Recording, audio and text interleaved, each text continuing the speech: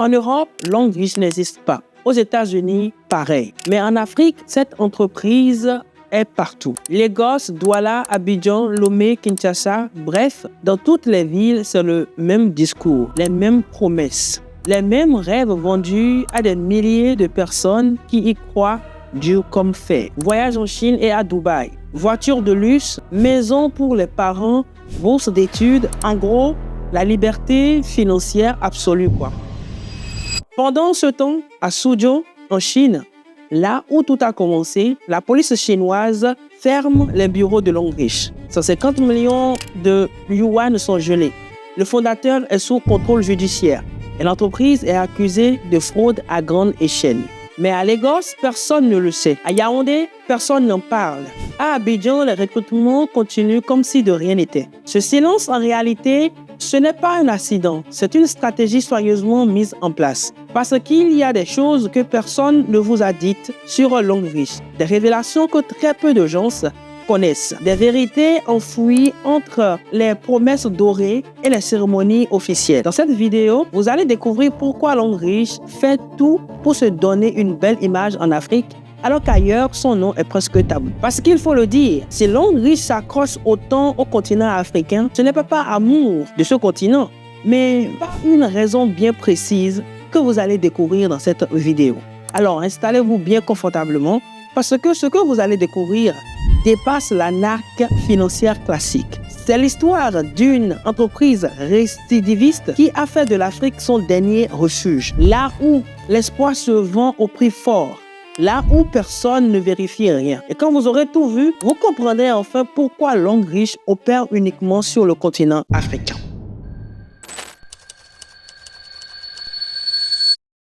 Pour planter le décor, sachez que je vis en Chine depuis pas mal d'années déjà. Et ce que je vais vous raconter, c'est ce que je vois de l'intérieur. Commençons au début. En 1886, Su Jiwei fonde Longue Riche en Chine.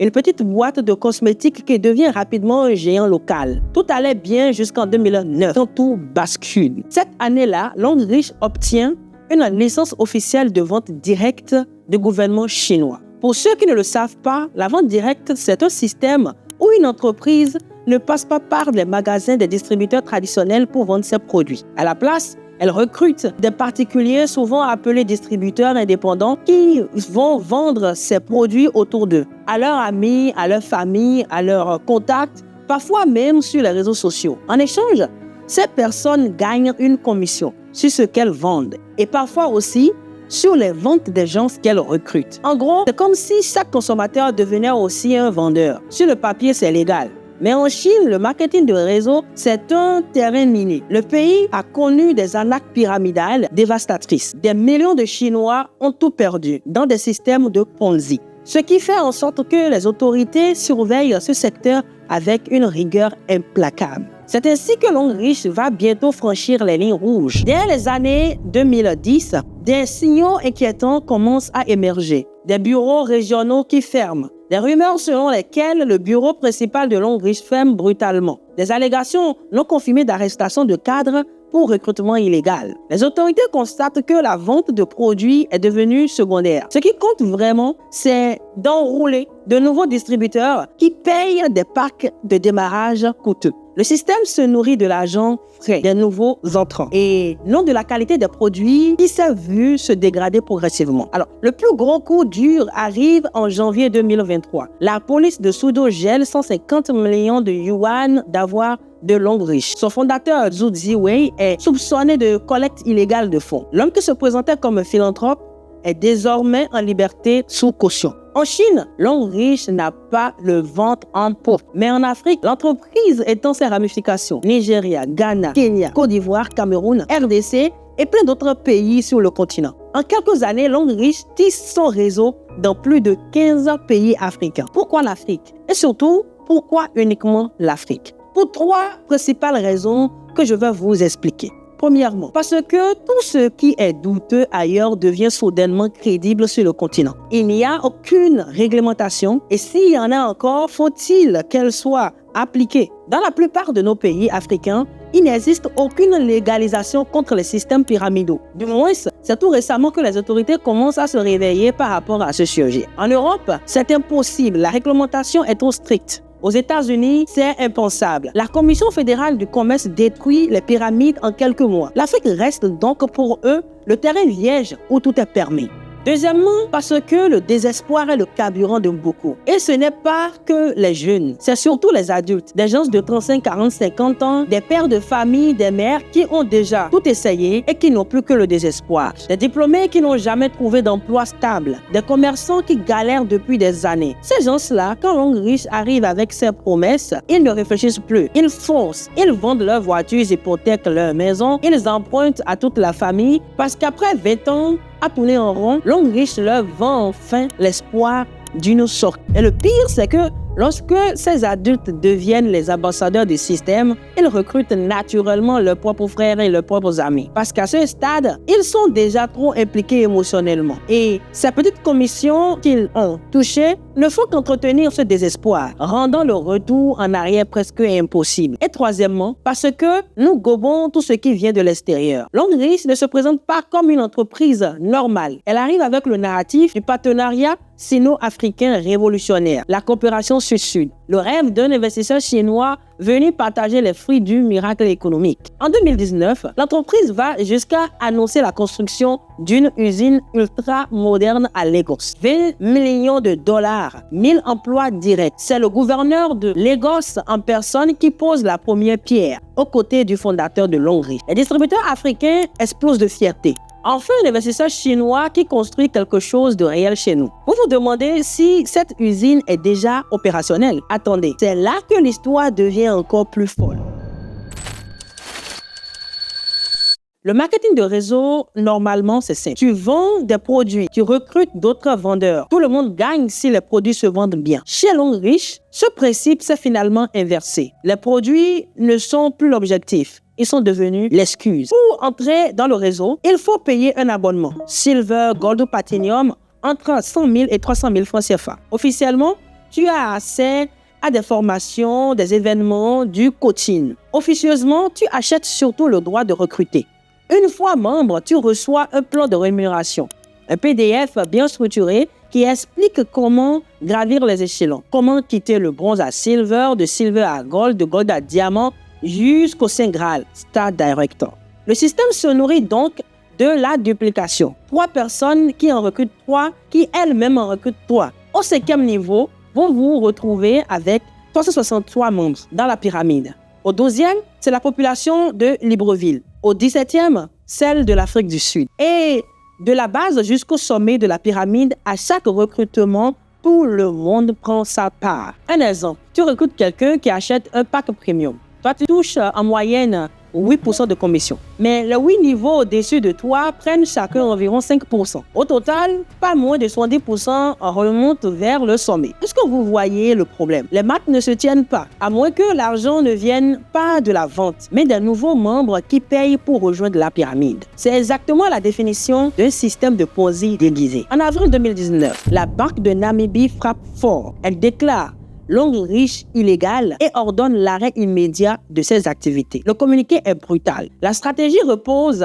essentiellement sur le recrutement de nouveaux membres comme source principale de revenus plutôt que sur la vente de produits. Le régulateur tranche. Ce système est insoutenable parce qu'il repose sur un recrutement infini. Il va nécessairement aboutir à des pertes pour les participants à la base. C'est mathématique. 83,33% des participants finissent perdants. C'est-à-dire, 5 personnes sur 6 se font marmailler. L'homme riche répond timidement à ces accusations car concentré à se déployer dans les pays voisins. Mais le mal est fait. Pour la première fois en Afrique, un État bannit l'homme riche pour pratique illégale. Sauf que la Namibie, c'est un petit pays. Dans les 15 autres pays africains où l'homme riche opère, rien ne bouge. Et à l'intérieur du réseau, des voix commencent à se lever. Guillaume Njoya, un leader francophone qui avait atteint le rang Diamant 7 en un temps record. Voyage en Chine, récompense, reconnaissance. L'une des plus grosses vitrines de langue riche en Afrique francophone. Pendant 40 mois, Guillaume Njoya a construit un empire. Son équipe a réalisé près de 4 milliards de francs CFA de chiffre d'affaires. 4 milliards. Vous saisissez ce que ça représente? En Afrique, avec 4 milliards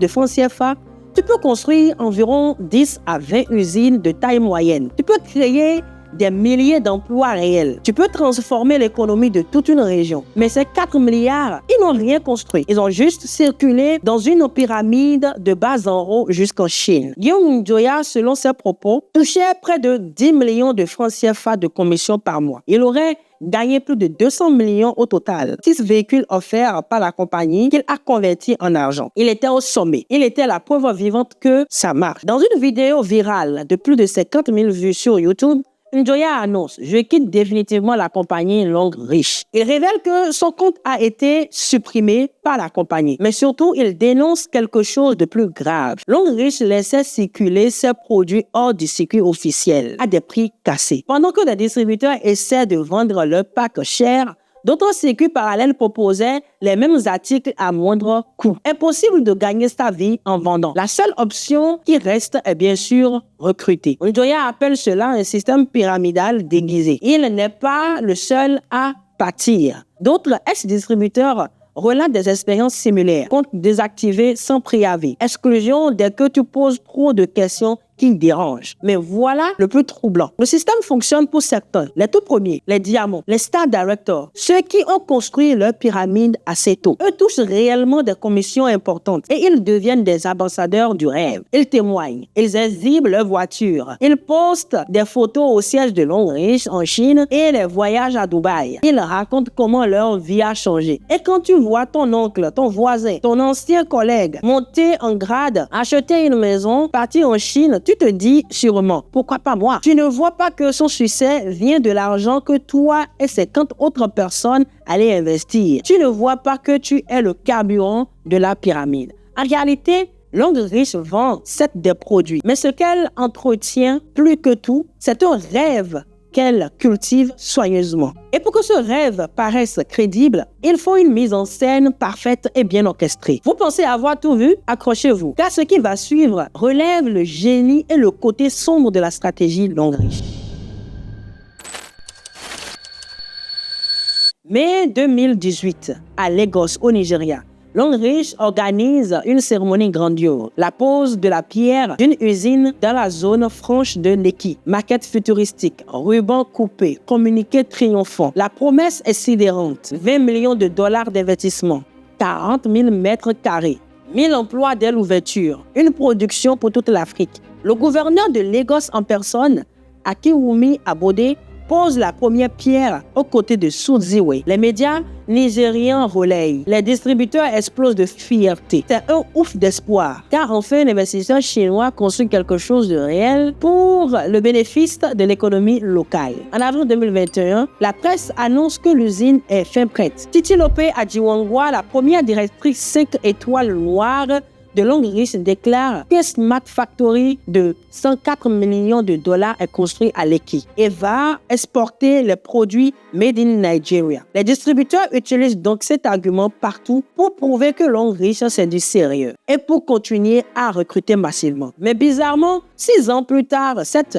usine n'existe toujours pas. Zéro produit made in Nigeria Longue Riche sur le marché. Zéro trace d'une unité de production. Zéro enregistrement auprès des autorités de Lagos. L'usine de Lekki n'existe que sur le papier. Longue Riche se contente d'entrepôts d'importation. Des produits fabriqués en Chine, distribués en Afrique. Rien de plus. Mais l'illusion a parfaitement fonctionné. Des millions de gens croient réellement que Longue Riche a des usines en Afrique. Cette information mensongère a circulé, a convaincu et a recruté. Elle a servi d'argument pour attirer de nouveaux membres qui pensaient soutenir cette initiative. C'est un peu comme si la marque de voiture Volkswagen fermait en Allemagne pour fraude, mais continuait à vendre ses voitures au Sénégal en prétendant que tout va bien. Et pendant que l'usine reste un mirage, Longrich perfectionne autre chose, un camouflage émotionnel. Chaque année, les meilleurs recruteurs sont invités en Chine, visitent le campus de Suzhou, font des séminaires, assistent à des festivités. Ces voyages jouent un rôle clé dans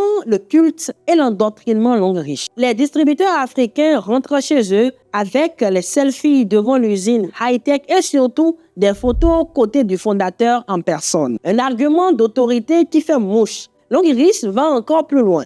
Elle distribue des titres honorifiques comme des médailles, Diamant 5, Diamant 7, Star Director, Global Icon. Ces rangs sont portés comme de vraies distinctions. On joue sur l'orgueil et le besoin de reconnaissance sociale. Être leader Longrich confère un statut valorisant. C'est particulièrement efficace en Afrique où l'ascension sociale classique est difficile. L'entreprise organise même des cérémonies fastueuses, diplômes et trophées remis aux meilleurs recrues. Toges, convertissent, hymnes, comme des remises de diplômes universitaires. Et tout ceci crée un attachement émotionnel fort. Pendant ce temps, les flux financiers parlent d'eux-mêmes. Chaque kit d'adhésion représente une sortie de devises vers la Chine, sans contrepartie réelle. Dans la plupart des pays africains, Longrich continue pourtant d'étendre son emprise, profitant d'un vide juridique et de la bienveillance naïve des autorités locales. À grande échelle, on assiste à une ponction financière qui touche tout le continent. Longrich amasse l'argent en Afrique et le redirige vers ses bases asiatiques. Après tout ce que vous venez d'entendre, posez-vous une seule question. Est-ce vraiment l'Afrique qui en sort gagnante?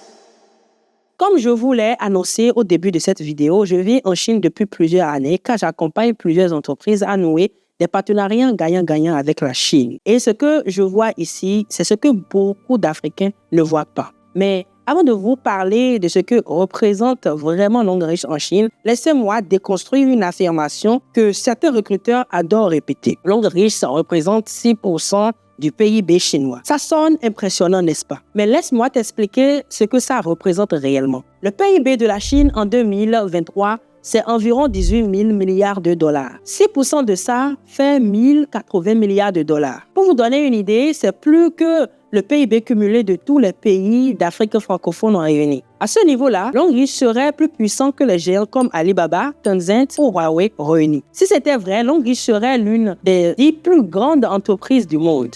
On parlerait de centaines de millions d'employés, des usines partout, une présence dans tous les pays développés. Mais la réalité, en Chine aujourd'hui, Longrich ne représente rien. Ses parts de marché sont insignifiantes. Ses produits sont en chute libre. Sur Tmall.com, les plateformes d'e-commerce chinoises, leurs articles ne se vendent presque pas. Les consommateurs chinois boudent Longrich. Entre 2015 et 2018, Longrich a lancé une campagne de levée de fonds sous couvert de crowdfunding. En réalité, une cavalerie financière. 7 à 8 milliards de yuan accumulés auprès d'investisseurs individuels. Des promesses de retour folles via sa filiale du Hao Mall. Quand la chaîne s'est rompue fin 2018, des milliers de petits porteurs chinois se sont retrouvés lésés. En mars 2021, du Hao Mall entre au Nasdaq. L'action ouvre à 6,60 $. 2 ans plus tard, elle s'effondre de 95%, 0,43 $. Les investisseurs, une fois de plus, perdent quasiment tout. Pendant ce temps en Afrique, Longrich continue de recruter. Croire que Longrich est en Afrique pour le développement du continent, c'est de la naïveté pure et dure. Cette entreprise n'est pas venue pour construire ni pour créer de la valeur. Elle est partie en Afrique parce que les portes lui sont grandement ouvertes. C'est le business. C'est comme ça marche, sans pitié. Le problème n'est donc pas en Chine. Il est aussi chez nous. Nous accueillons tout ce qui brille sans poser de questions. Un investisseur qui dit qu'il va construire une usine, on le croit naturellement. Et quand 6 ans plus tard, rien n'existe, on continue de recruter comme si de rien n'était. Longrich a compris tout ça. Ils ont compris nos rêves mieux que nous-mêmes. Mais ce n'est pas une fatalité. Car le marketing de réseau à la base n'est pas un problème, c'est un outil. Et comme tout outil, tout dépend de la manière dont on s'en sert. Le vrai problème, c'est quand le système repose sur le recrutement et non sur la vente réelle des produits. Parce qu'à ce moment-là, on ne crée plus de la richesse. Pourtant, le marketing de réseau peut devenir une âme puissante quand il s'appuie sur la vente réelle de produits utilisés et surtout quand ces produits sont fabriqués localement. Là, tout change parce que les capitaux ne fuient plus vers l'extérieur. Ils circulent à l'intérieur des pays. Les emplois se créent. Les entrepreneurs locaux négocient d'égal à égal avec ceux de l'étranger pour ouvrir des unités de production en Afrique chez nous. Ce n'est plus un système d'exploitation, c'est un écosystème de création. Parce que si des millions d'Africains sont capables de vendre des produits importés, alors logiquement, ils pourraient vendre tout aussi bien des produits fabriqués ici. À condition, bien sûr, que ce soit bien encadré et que la production soit réellement locale. Dans ce cas, rien n'empêche de réaliser en Afrique le même chiffre d'affaires que l'homme riche, mais cette fois au profit des Africains eux-mêmes. Alors, je lance un appel à tous les entrepreneurs sérieux, ambitieux, déterminés à bâtir une Afrique forte. Ce modèle économique fonctionne. Il a prouvé son efficacité de par l'engouement qu'on observe derrière l'homme riche. Mais il doit maintenant servir nos intérêts. Il faut qu'émergent des alternatives locales, solides, crédibles, ultra compétitives. Et pour ça, il ne manque qu'une chose, qu'un entrepreneur, quelque part, sur ce continent, ose relever le défi. Et le jour où il le fera, je serai le premier à l'accompagner, à lui ouvrir les portes des usines chinoises, à lui montrer comment tout fonctionne, pour qu'ensemble, on l'apprenne à le faire chez nous.